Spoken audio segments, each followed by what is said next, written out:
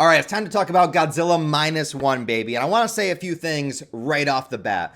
First of all, I am honestly shocked that this movie got such a wide release in America and is being so well received and well reviewed by pretty much everybody. Like, I don't pay any attention to Rotten Tomato scores. Like, I don't really care about that kind of stuff. But the fact of seeing Godzilla Minus One stay at around that 97, 98 percentile, I mean, it does kind of make all the years of being a kaiju fan feel a little bit more justified, even though I don't even give a shit about Rotten Tomatoes. You know what I mean? There's just something about it. Everyone's been saying it's a great movie. Everyone's talking about it, at least in like the movie sphere.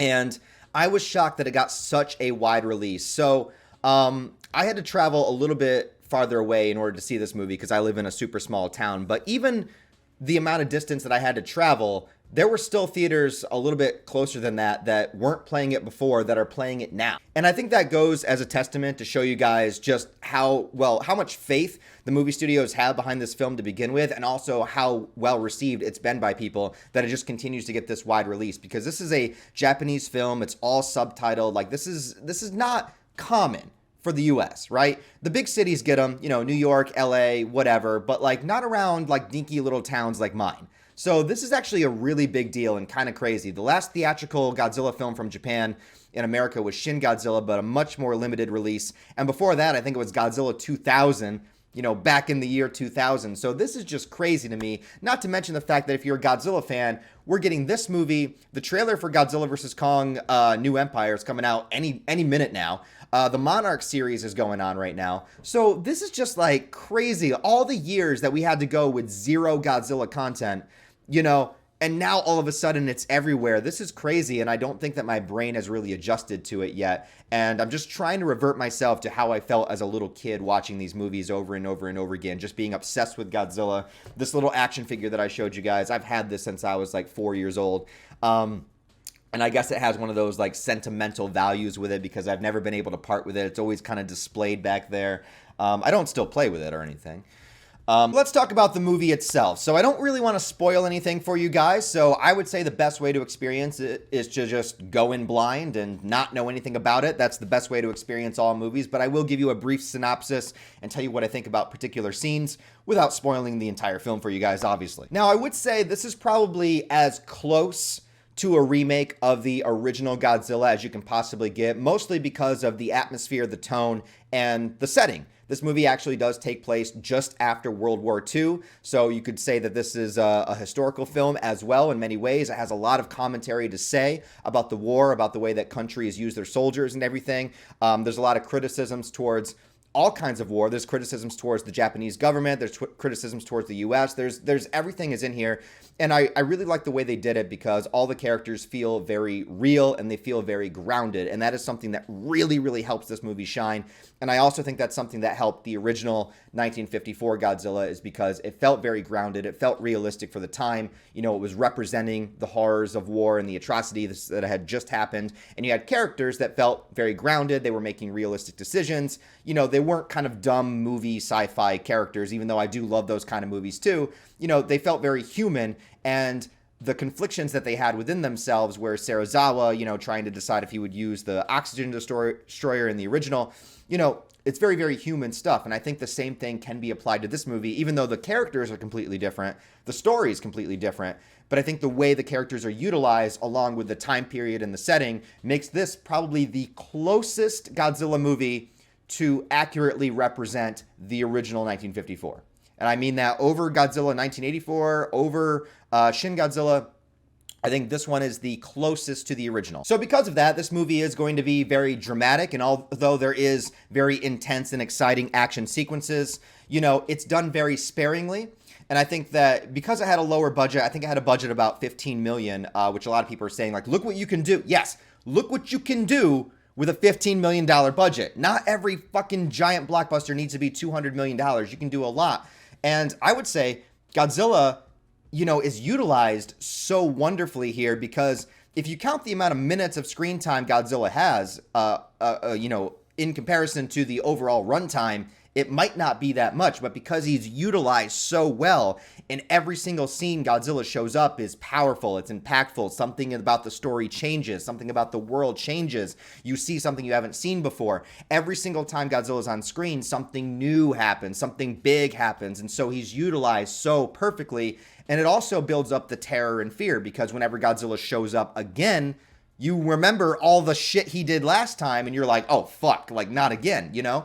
So overall screen time, Godzilla might not have a ton of time, but the way he's used is so well. And, you know, you could attribute this to something like the original Jurassic Park or the original Jaws, where, you know, the dinosaurs aren't really in those movies that much as far as screen time goes, but the way they're used makes you remember them for 20 plus years. And I think the way Godzilla is used in this movie is something that people are going to remember for a really, really long time. Now, the story itself revolves around this one character who was in World War II, and he was actually going to be a kamikaze pilot. So he was essentially going to sacrifice his life for his country, right? He gets a little bit of cold feet. This is the first scene of the movie, so I'm not spoiling anything other than the first scene. I'm just giving you the synopsis. So, you know, he stops to have his plane repaired, even though there's nothing wrong with his plane. And when he stops on this island to do that, it's his first encounter with Godzilla.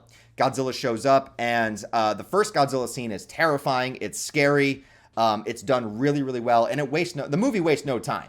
Like, you're gonna see Godzilla real soon, right? The movie starts off with this prologue that really, really sets up Godzilla and the main character. So as a result of the main character being there, the deaths of, you know, a bunch of people happen, and he feels ultimately responsible about it because he couldn't do anything for it. He's dealing with his fear of his own mortality. He's dealing with his fear of whether or not to sacrifice himself and just being in that dangerous situation, you know? So he had the fear of not being the kamikaze pilot, and then he had the fear of fighting back against Godzilla. As a result of his fear, many, many people died. So he feels responsible for the deaths of all these people, and he's carrying that weight with him. And the movie really, really focuses on what that does to him, giving him PTSD, making him have a really hard time starting over, and also that idea of shame and dishonor. You know, when he goes back to civilization, he didn't do what he was supposed to do, so people look at him differently, people look down on him, so he's dealing with this overall weight of what he's carrying with him. And you could very much look at Godzilla as an allegory for his fear. It's the something that he couldn't overcome. It's what he couldn't accomplish. It's what he couldn't defeat.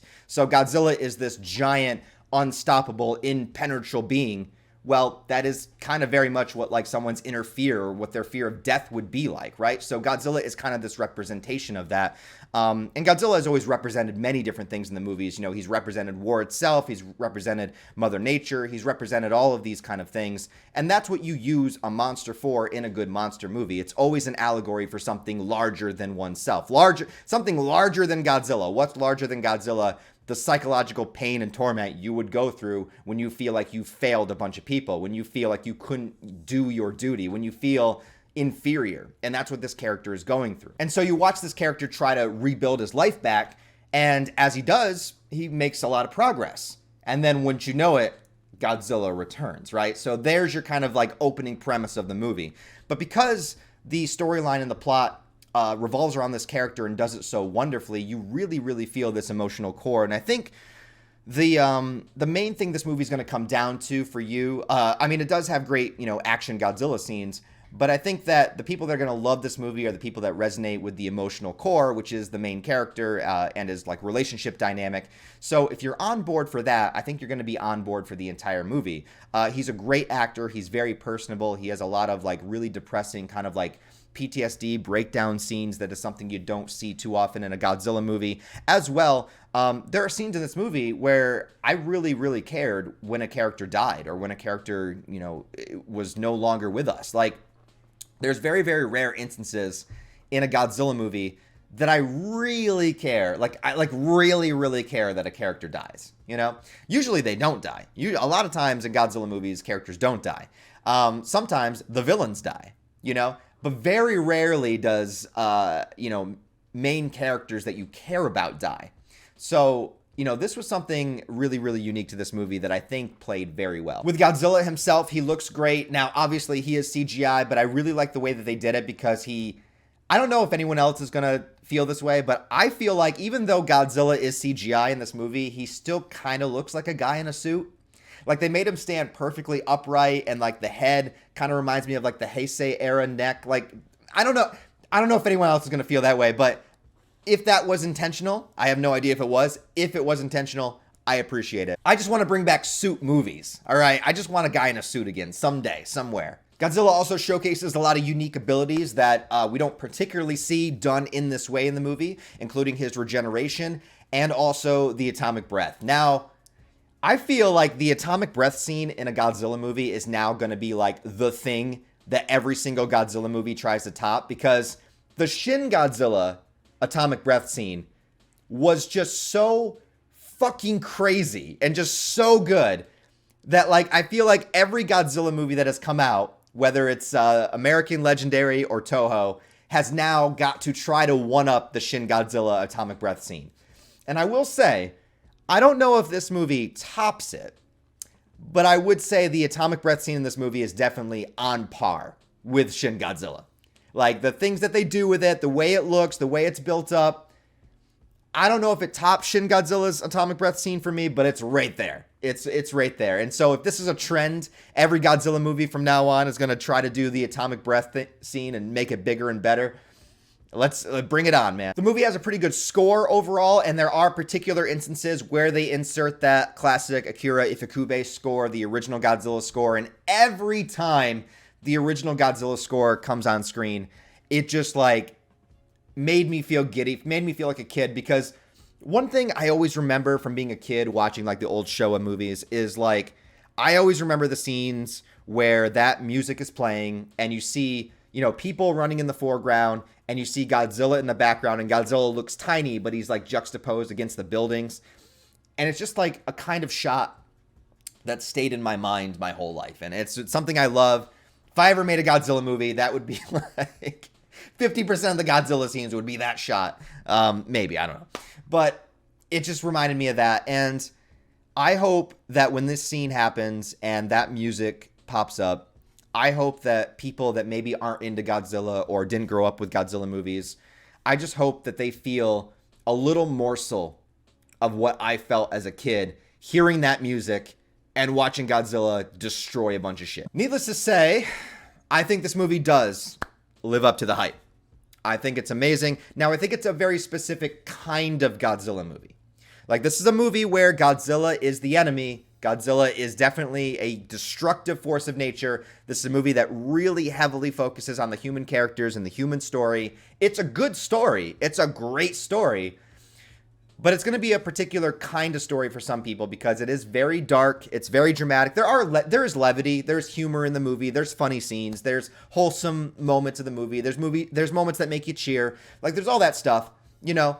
But it is going to be an acquired taste. It's not Godzilla running around and fighting a bunch of monsters. There's no kung fu battles. There's no other monster in the movie. There's no surprise Orga shows up. Like, it's only Godzilla, right? So it's going to be a particular kind of movie. But I think most Godzilla fans are going to love it. As far as casual movie fans go, I think a lot of them will probably be pleasantly surprised with how good the movie is. But if you're expecting, like, a nonstop battle action, you know, like Godzilla versus Kong, Hollow Earth, all that kind of stuff, that's not this kind of movie. All right. So it might be an acquired taste.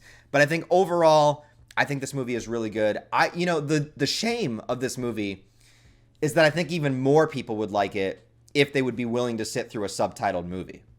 But I think a lot of people probably wouldn't in America, you know. But like I think, like, my mom would like this movie if she would watch it, but I don't know if she would sit there and watch a subtitled movie. You know what I mean? But I think she would like the story. I feel that way about a lot of Japanese media. But anyway, where does it stand? Where does it rank with the other Godzilla movies for me? I don't know yet.